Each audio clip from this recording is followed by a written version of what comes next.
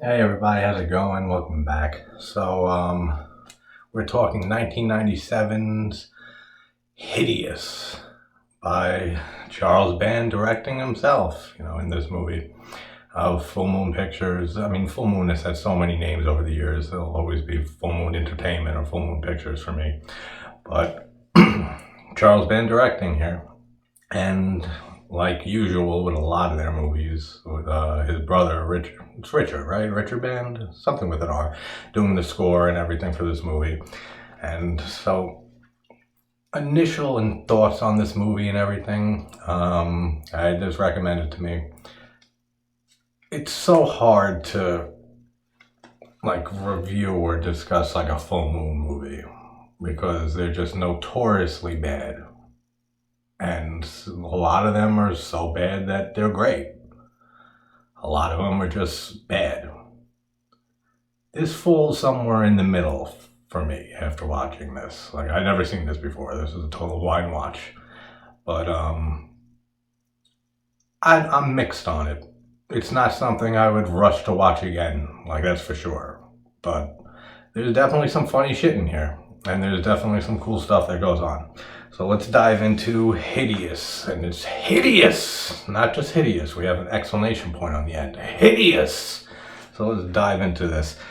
So, spoiler-free stuff, if anyone hasn't seen this, it's basically just two really wealthy collectors of biological abnormalities, or like fetuses and stuff like that, who argue a whole bunch throughout the movie, and then these creatures escape and raise hell in this castle that this one collector lives in.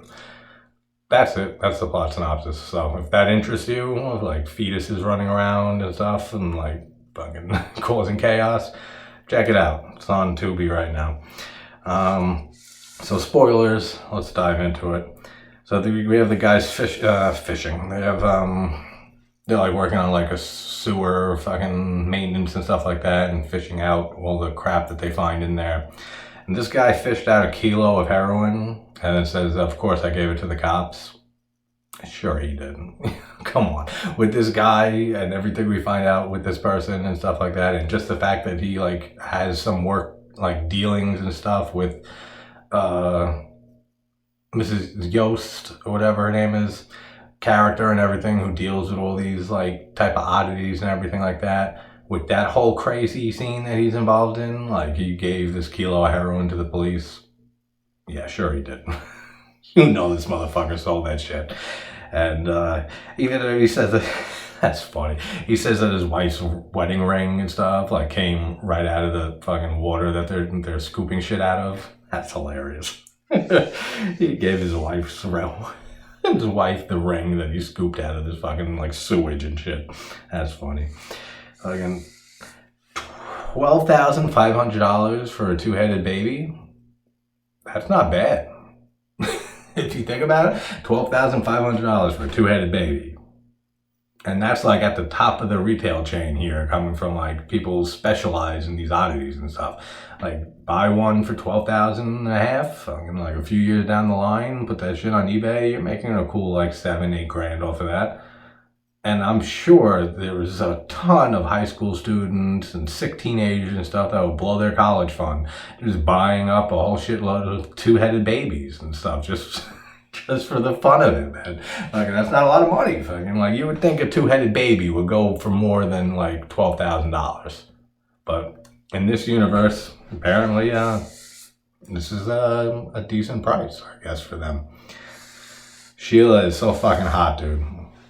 In this movie, like it's one of the best things in this movie is Jacqueline Lavelle. Like she's what was Penthouse Playboy star and stuff, and was she a full-on porn star? I don't remember. Like I know her and stuff, but I don't remember if she was a full porn star or if she was just like a Playboy, like erotic picture taker woman or whatever the fuck you want to call her. But definitely know her and definitely loved her in this movie. Just the whole thing with the vest and stuff that like halfway covers her tits throughout this whole movie is just like, my eyes were there the whole movie. Like I was just on Sheila the entire movie. And like, how does she keep that vest in place? Like, does she have Velcro on her tits and on the inside of that vest that Velcro right to each other and so it can't move? Or like super glued that shit to her breasts? Like, because there's no way this thing is not moving at all throughout this movie and revealing her tits at all. Like, but I'm not complaining. Like I said, great little get up for her here. We have some nice little dialogue between Miss Yost, Belinda is her first name, right? Who knows? I don't remember characters in movies like this. And Napoleon, the other guy, whose name I remembered in a movie like this. And like dialogue between them and stuff like that. The acting is so bad in this movie. I mean, it's a full moon picture. Of course it is. But it's bad. Like, and there's a lot of it. And that's like my biggest gripe with this movie is the pacing is terrible. The pacing is really bad with this movie. Like it's a short movie too. It's like an hour and 20 minutes. Like barely that. So it's like a 70-minute movie. And we don't get to anything really happening until like the 45 minute mark. So the pacing is just so slow for this movie. But like I said, there's some funny lines in here. There's some funny dialogue. There's some funny stuff that happens and stuff. Like, this is a straight up horror comedy. I'd even put this comedy over horror. Like, there's hardly any horror in this movie. Like, this is a straight up like comedy horror film.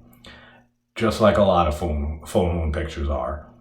But yeah, the pacing though is just what killed it for me. Like I said, it's a fun movie. It was a fun watch for sure. But I wouldn't watch this movie again for like a long time. And even then, like, probably pass on it then too. Unless I was just in the mood to see Lavelle's tits and stuff again.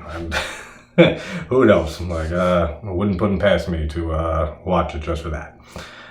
The score is decent in this movie. I mean, Band does a good job. Like, he's had a lot better scores and a lot better movies, but it's fine. It's effective. It's good. And my favorite scene in this movie, which is the only thing I knew about going into this from the recommendation I got for this. Thank you, Chris. Of Sheila fucking wearing just a gorilla mask with tight ass shorts with no top on, and she has some great tits too. Like, what great tits on this woman. Comes nowhere near the goddess Barbara Crampton in Reanimator. Like, those are the most perfect tits ever in a fucking horror movie for me. Fucking Barbara Crampton in Reanimator? Really? Like, oh, they're perfect. Like, what else could you say? But Napoleon gets held up by Sheila in this gorilla fucking mask, and with a fucking pulls a gun on him and handcuffs him to the tree and steals this little priceless fucking oddity that he purchased for $650,000, plus like a 10-year contract from Mrs. Yost to make sure he spends at least $200,000 a year or something like that for the next 10 years. It's not a bad deal for her, man. Like, that's a pretty good deal she struck up. But yeah, he gets held up and fucking chained, handcuffed to this tree, and she steals the oddity and drives off with it. And her dialogue, like, yeah, of course, like, she's disguising her voice and everything like that. But her dialogue and just her voice in general, like, while wearing this mask and everything and holding him up, is so bad. It's fucking terrible, man. So bad. But like, again, like, it's her just trying to put on a fake voice and everything. So I mean, she's great in the rest of this. Like, she gives the best tit? Did I say tit? I meant to say performance. She gives the best performance in this movie by far for me. Like, just plays a very memorable character, and she does a great job in this movie. Best performance by far for this film. And we get the first shot of the castle and everything that Dr. Lorca lives in, and we have that gothic pipe organ and stuff. That's cool, really cool stuff. The castle itself, like the inside, the outside, it looks really cool. And you know, Full Moon has a thing with castles and stuff in their movies, and I did Castle Freak a few days ago. I'm pretty sure that Charles Band owned that castle in Castle Freak. Like, I'm pretty sure he owns that, or owned it at the time and had it in his possession or something like that. Correct me if I'm wrong, but I'm pretty sure that he owned that castle. I wonder, like, this doesn't seem like a fucking castle. Like, this is a set, like, straight up. They filmed this in Romania and everything. Why they filmed it in Romania, like, I don't know. Like, they could have filmed this anywhere. Like, it really didn't have to be in Romania for any reason. And then Dr. Lorca talking to Sheila and stuff like that, and him like creepily touching the jars and everything like that of the 4 deformed fetuses and stuff that he has in there, and like he's getting like way too like lovey-dovey with these things, and Sheila's like, you want to be left alone? And he's like, yes, I do. And he's like, I'm not gonna have dinner either. Like, so he wants to fuck these things, right? Like he's like a little too fucking like loving towards his little babies, as he calls them. And they're cool shots of like the jars and everything, the formaldehyde jars with the little fetuses, deformed stuff in them and stuff like that. There's some cool shots. And then like the shot of the main one that they just robbed from Napoleon and everything, like with the fucking like tentacles sprouting out of the formaldehyde jar and like bringing the other ones to life and everything. Cool shots. Really cool stuff. Napoleon was handcuffed to that tree for 14 fucking hours. Really, like, nobody else drove past on that highway or that road or anything. No, in 14 hours. Nobody drove by and saw this black dude fucking handcuffed to a tree. And they didn't stop. They didn't, like, they just drove by and said, hey, everybody, look, there's somebody handcuffed to the tree here. And just kept on driving, like, or nobody on this road for 14 hours. That's absolutely fucking ridiculous. Come on, 14 hours. Like, they had to put that in there. I was chained there for hours. Would have sufficed. Like 14 hours. Now that's just fucking insanity. Like, there's no way he was there for 14 hours. I love the line from Belinda to Avina, the ditzy, stupid, fucking annoying blonde stuff, and like, a terrible actress, man. What a terrible actress. Like, you know you're terrible when you can't even play the dumb blonde right. Like, like, just terrible. So bad. Every word out of her mouth. But Belinda's line to her saying, like, you're fired. You're fired from everywhere. You're fired from the fucking universe. That's a great line, man. That's funny as shit. That is so funny. And then, like, Napoleon creepily, like, saying about, like, Dr. Lorca, saying, like, he's probably in there, like, touching my specimens, and probing, and inserting things into the most, and then they cut him off, and that's fucking funny, too, man. There's, like I said, there's some hysterical shit in this movie. Like, it's very funny at times. It's just the pacing. It really kills the movie for me. But funny stuff, like, absolutely, like any other full moon picture. Lorca, the whole character of Dr. Lorca, is straight out of like a fucking comic book. Like, this guy is like Jafar from Aladdin. Like, wrap a turban around his head, he's fucking Jafar. And that's what I'll refer to him for the rest of this video is. This is fucking Jafar from Aladdin. Like, plays this role so over the top and just so insane. Like, he feels like he's right out of a fucking comic book or something. Or out of Aladdin, which for me, he is. He's now Jafar. That's his name. He's no longer Lorca. Because the name Lorca just reminds me of, what the hell's the name of that show?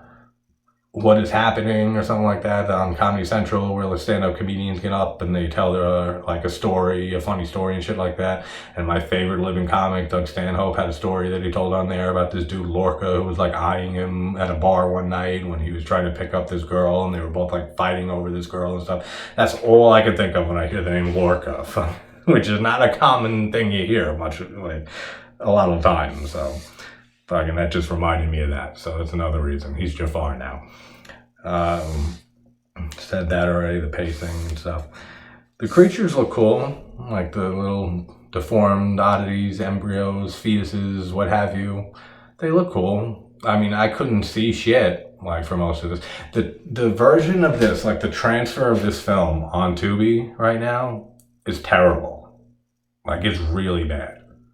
Like, throughout the movie, like, there's, like, what looks like, you know, like the old, like, spots that would show up on a film reel that would tell the projectionist that they have to change reels and stuff like that. Like, you see that a few times throughout this movie.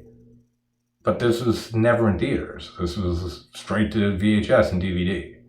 So I don't know what that was about. I don't know why those dots appeared and stuff, or like if it was just a shitty transfer. Because there's one scene on Tubi of the version, of this movie on there, that like just the whole scene gets distorted and stuff like that. Like fucking color changes and everything, like for like a good like 30, 40 seconds. So it just might be the transfer and everything. And then like there's something else near the end and too, that it's just like whatever transfer they used to put up on Tubi, like it's terrible, like really bad. Like now it makes me kind of want to track down a better version of this and just compare it just to see, like, because it's really bad, the version they have on Tubi right now. But, let's see. What the fuck is that? Oh, okay. The whole scene with them, like, talking about being outnumbered and stuff like that. Like, it's like 4 of them versus the 2, Dr. Lorca and Sheila and stuff like that. And, like, Belinda, like, says to him, and he's got a gun to the PI and stuff. And he's like, I don't have a gun. He's like, he's like, you hired me to be like the brains and detective and stuff like that. If you want a bodyguard, go get a fucking bodyguard. Like, I don't have a gun. And then like when they go into back to Sheila and Jafar and shit, like, and she's like, yeah, there's 2 of us, but no, there's 11 of us. And she pulls out the fucking 9mm and everything like that. That's a cool scene. That's some cool dialogue right there. That's funny as shit. Again, Alvina, whatever the fucking name is, so annoying in this movie. She really is. Like I said, if you can't play a dumb blonde right, like, get out of acting. Like, really, like, she's so bad in this. The creatures are really seriously reading a book by candlelight. Like I said, this is a full moon picture, so you can't really go deep analyzing this shit.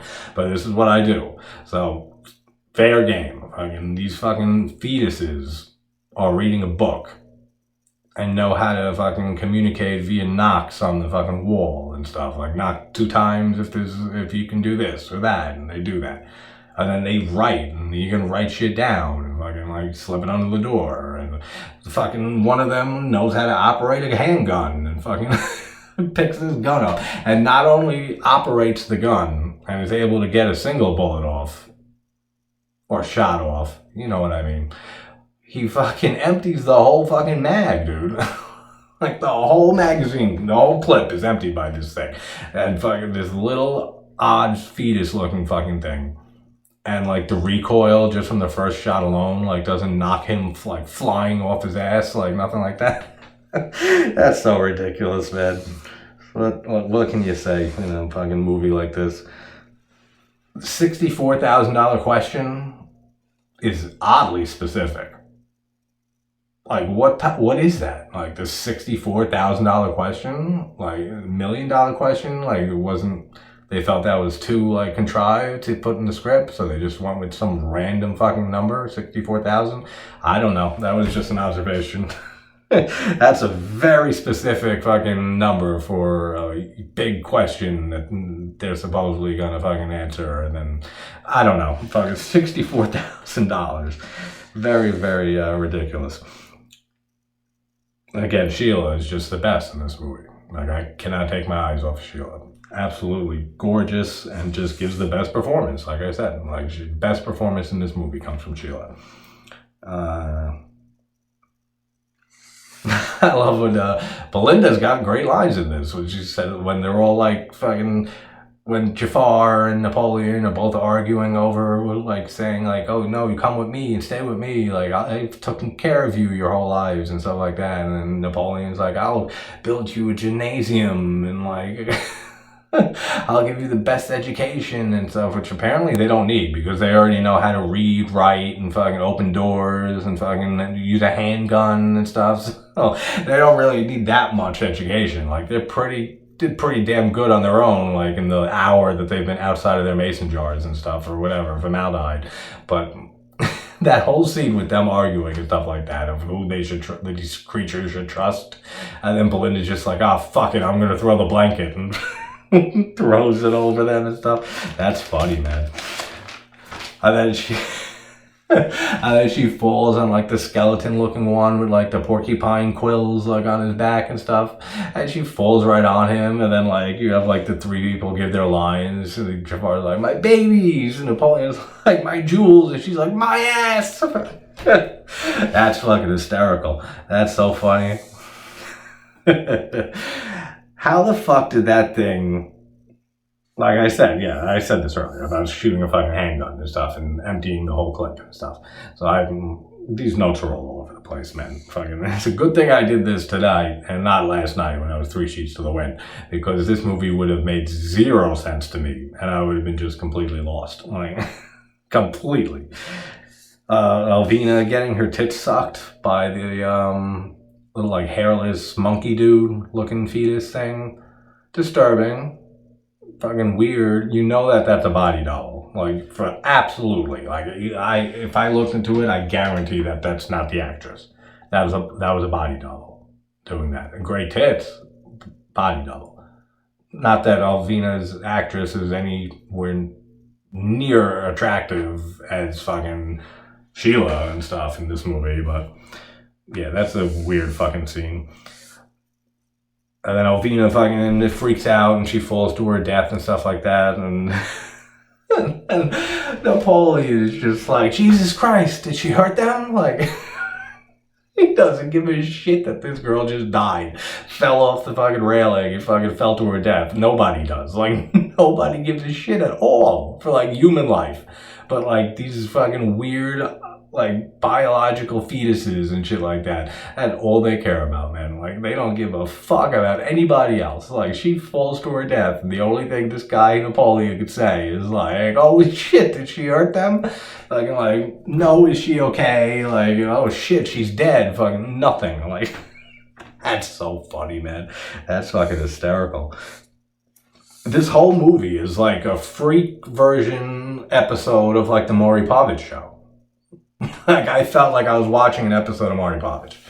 Like, just having two people fighting over their fucking deformed babies and giving, like, good reasons from both of them of why they should have ownership over these things. Like, it really did. It felt like, and it reminded me of South Park, like with the episode with Butters with the balls on his chin. And he goes on the Maury Povich show, and the whole freaks and stuff like that all do the talk show circuit and everything like that. Like, that's all I could think of throughout most of this movie.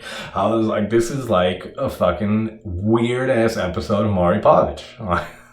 These two guys obsessed with these fucking oddities, just arguing over it. And that's where I said, like, again, like with the pacing and everything, like, it's just so much time spent with these two guys just arguing over their collections and stuff like that.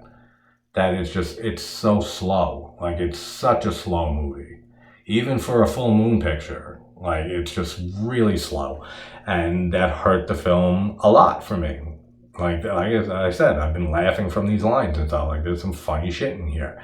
And there's some great fucking tits from fucking Sheila and, you know, Lavelle. And, like, memorable scene with the gorilla fucking mask and everything and the robbery and stuff like that. There's some cool stuff in here. But it's not anywhere near something that I would love to return to and rewatch again.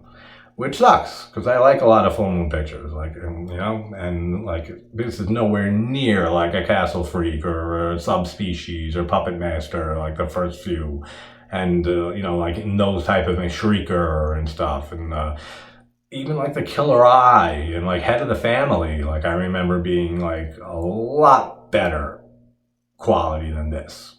So I'm actually, I don't know what I'm going to do after this, but I'm like, as soon as this movie ended, Head of the Family was queued up next. So I might knock out that. So maybe I'll do another full moon picture and do Head of the Family, because I haven't seen that movie in fucking forever.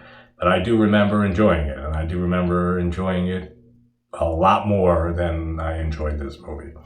But, and then we get the fucking sword fight between Jafar and fucking Napoleon, and it's such a terrible sword fight. Like, it's so fucking stupid.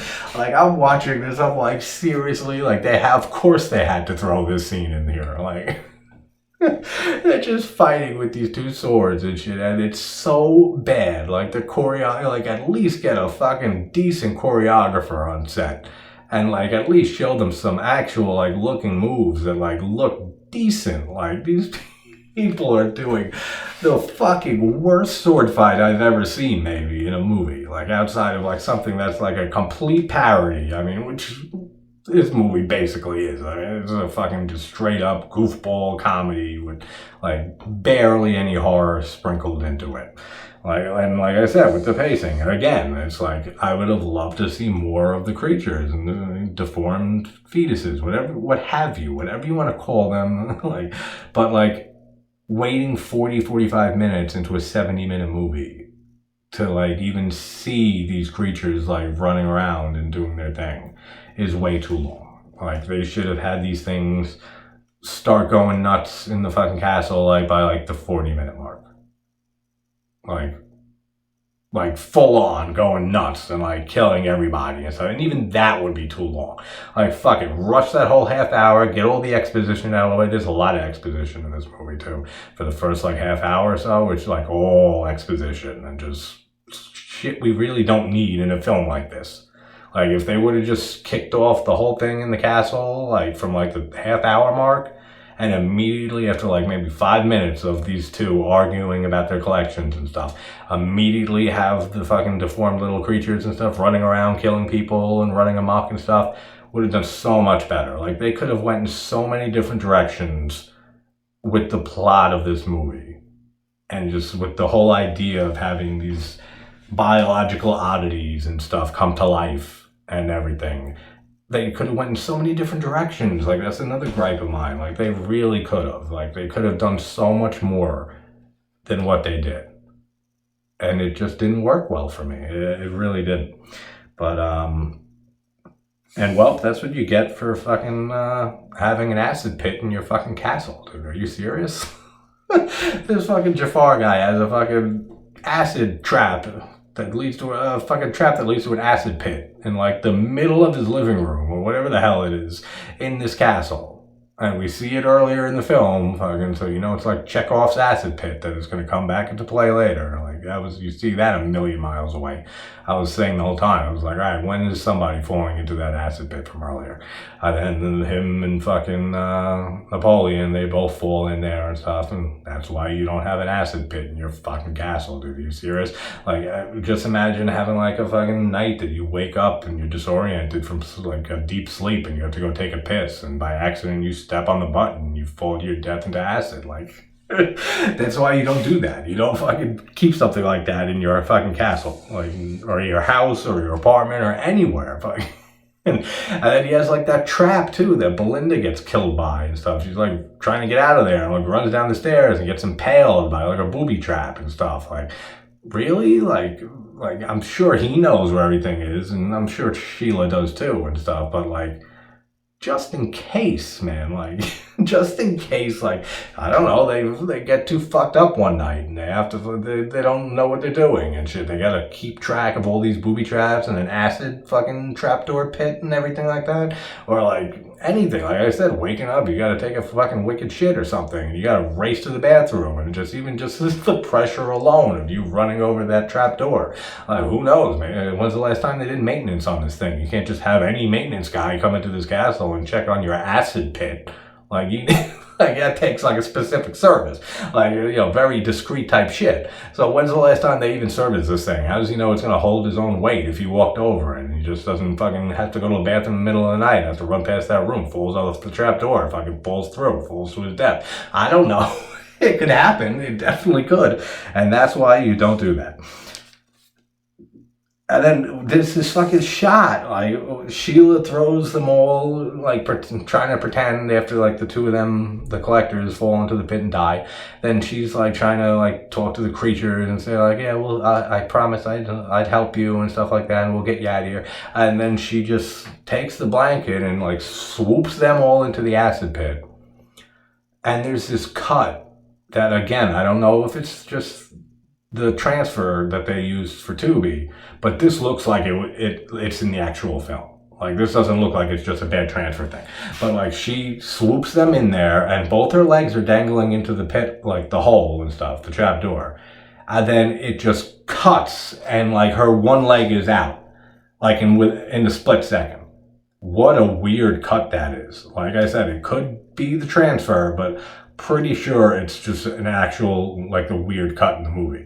But what a weird edit that was. Like, he's just like both feet in the pit, and then just immediately fucking, it's just like someone spliced the fucking reels together, like, from the film.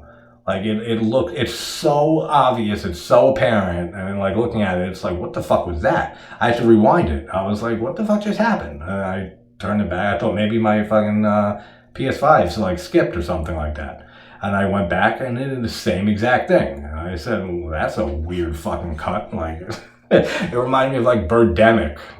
Like when they're on the beach and fucking like she's talking and like talking about her job or whatever, and then like all of a sudden like it just has this weird ass cut and like in the middle of dialogue. Like, it reminded me of that for some reason. And then the PI and Sheila just end up leaving, and now she needs a coat. Really? Like, she was out topless in the gorilla mask earlier, and this is the first time we see her in anything besides the vest that's like super glued to her tits. And now when she's leaving, she decides to put an actual jacket on. Really? Like, come on. Like, is it that cold out? Couldn't have been that cold earlier, like, if you were prancing around topless in a gorilla mask. And like, now she puts the jacket on. And then this is another weird thing with the whole transfer thing. It's a terrible transfer, man. Like, it's a shame that they had this movie up in this condition on Tubi. That the whole dialogue gets frozen. Like, when they're getting in the car and everything. Like, the last few lines of dialogue they have and everything. Like, he starts speaking, but there's no words coming out. Then she starts speaking, and it's his voice, and a delay, a severe delay in the audio and video. And it threw me off too. I was like, what the fuck is happening right now? Is it like ADR? Are they doing like a fucking voiceover near the end? And then I had to rewind that too. And I was like, no, this is the fucking film. Like, not the film, but like, this is the transfer that they use. It's a crime, man. Like, that there's like I said in my Hatchet series review and stuff, that Hatchet 2 and Hatchet 3 on Tubi, or the R-rated versions. That's a fucking shame, man. Like, see, like, who wants to watch a fucking R-rated Hatchet movie? Who wants to watch anything censored, like, on free streaming services for horror fans and stuff like that? And who wants to see a transfer that is so badly done? And like, it's terrible. Like, it didn't bring my viewing of this, the film down, because I immediately knew it was a fuck up with the transfer that they were using. It was like just a terrible fucking transfer. But like, no one like watches these movies before they throw them on like these streaming services to make sure that it's at least watchable. Like, I mean, most of the movie was, but there's, like I said, it was like a 30-40 second scene of just like the whole film distorting. And then that whole weird cut, which, like I said, I think is just the film. But could be the transfer, like, for sure. Like, you have to, like, the other two things with the dialogue and the weird 30-40 second scene of it all being distorted, could be just the transfer. But for some reason, to me, that looked like it was just, like, part of the film. But, yeah, so she's wearing a coat, and the two of them drive off.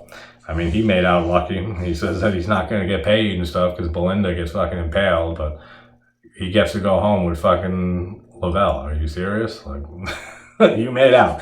And it wasn't like, and that's another thing, like the fucking creatures in this movie and stuff, like, nothing happens really. Like, nothing real, like nothing really happens in this movie.